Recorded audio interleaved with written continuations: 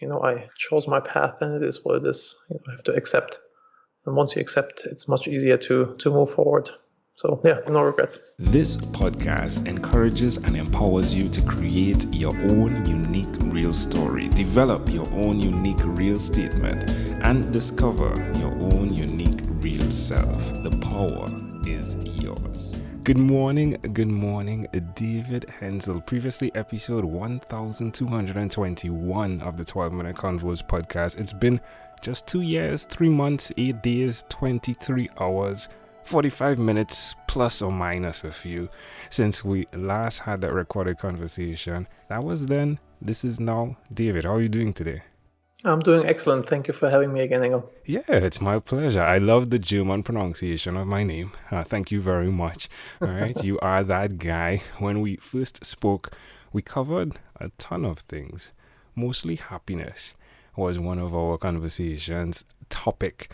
And managinghappiness.com, of course, is something that you had going at that point in time after running business and looking for how you could make a bigger, better impact in life. What's the update? What's new? A lot of things are new. I went back into business. So for those of you who are not familiar with Managing Happiness, it used to be an online course. And I focused on this helping people to apply business principles to family life. And I realized that, and I sold my business before and I want to focus on this 100%, but I realized that I'm a business guy and I have to focus on business as well. So I went back into business and started a few businesses and acquired a few. And now I have a small portfolio of businesses that I'm running. And I just focus on leadership and organizational development in these businesses. So I'm not in the day-to-day of the organizations, which allows me enough time to focus on managing happiness again. And I turned the concept around a little bit because the big problem with online courses is people sign up and then they don't follow through. Right? A lot of people, I think the statistic is like 92% of people who buy an online course don't complete it and don't implement what they want to learn from this course. And I found that group coaching sessions work way better because you have this positive peer pressure. People holding each other accountable and actually implementing this. So I turned it around and created a group coaching for managing happiness, helping people to be on their personal A game, to define their personal mission, personal vision, core values, 90-day plan, their not to-do list, and the habits that they need to be in their A game. And it works really phenomenal when people are in a group of like-minded individuals holding each other accountable. We've seen crazy results. So this is what I'm focusing on right now. That's wonderful. That's amazing. That's excellent. The thing that really spurred you on was a scenario that occurred when your wife was diagnosed with breast cancer. How's she doing today? She's doing excellent. Knock on wood. Thank you for asking. You're welcome. No, she seems to be someone that has actually created a better version of David. Correct me if I'm wrong, right? When we last spoke, you gave the example of how important it is to do things in love, right? And I remember you said if she asks you something that, you want to do that in love as opposed to fear. How has that evolved today? Oh, that's still my personal mantra. I do my best that every action I'm taking, I'm doing out of love, not out of fear. I used to be very introverted, and being on a podcast or giving a speech, things like this I would have never done because I always, would have been full with fear and kind of making it about me, thinking, how will I be perceived? Do people think I have a weird German accent? Do people think what I'm saying is stupid?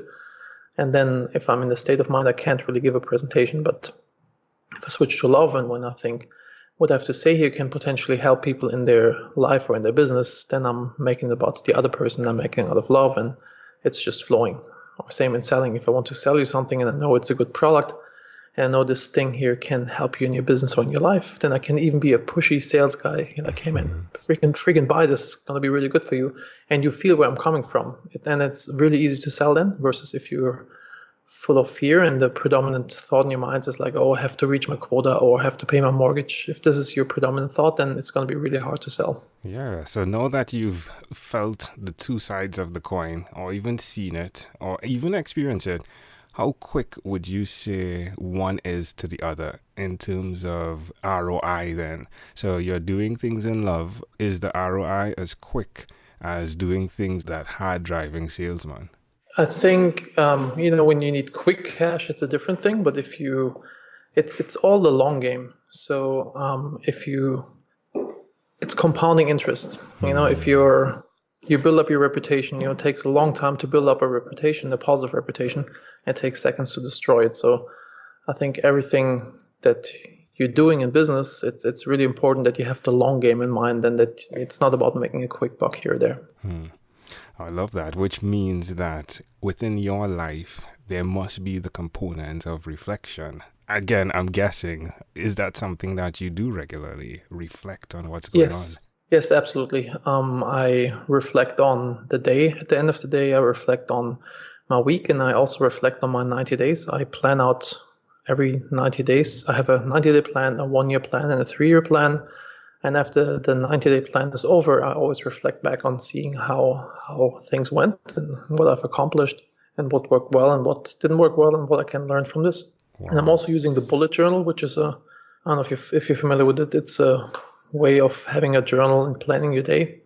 And it's a really cool tool to keep yourself on track and also to reflect. Yeah.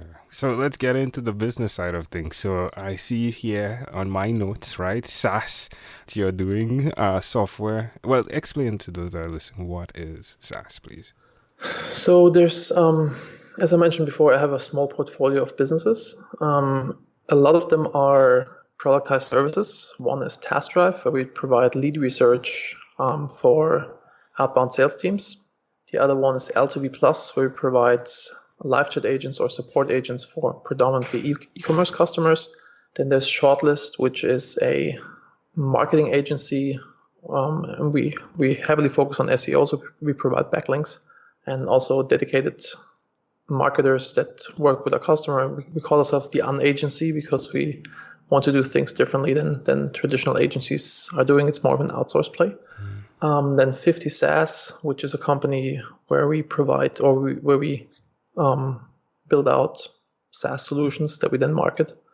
Then another business I'm involved in is Wonder, which is an e-commerce platform in Poland, which is currently only active in the Polish market, but the plan is to open up shop in a few other European countries.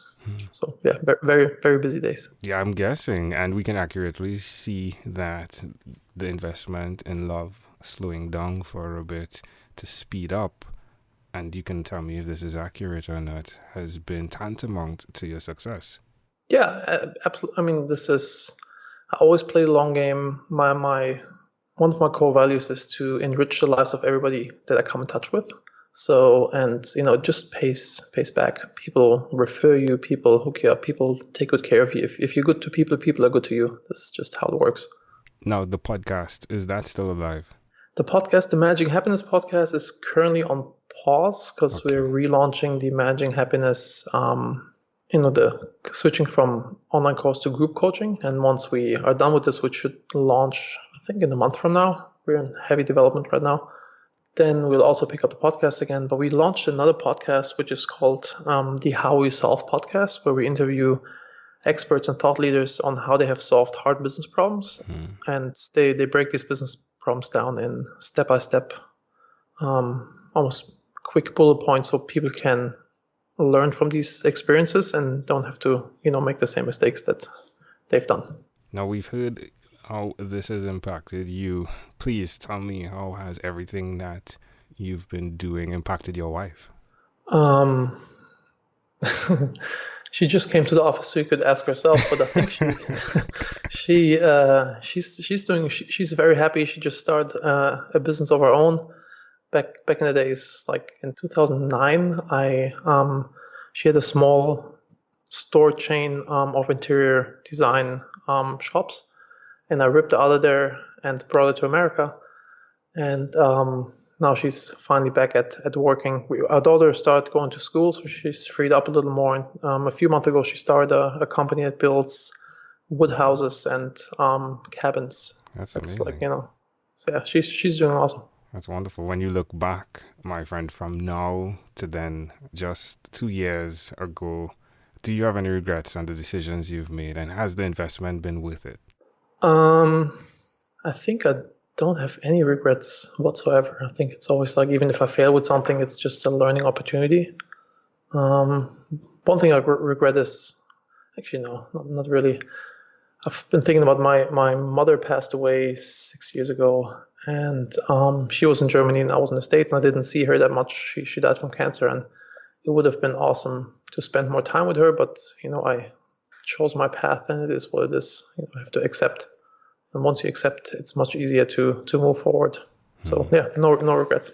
My friend, you are absolutely inspirational. I take it to heart. What you've accomplished has been filled with sacrifices, sleepless nights. However, you've done it. You've made the decision. You've followed through.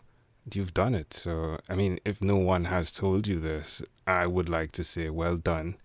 And Thank you very much. You're welcome. And it's a service to humanity, right? Entrepreneurship, planting businesses the way you did, not just based on, hey, I need to get the money, but it feels as though everything you've created has now had that influence, the influence of who you are, which is very important.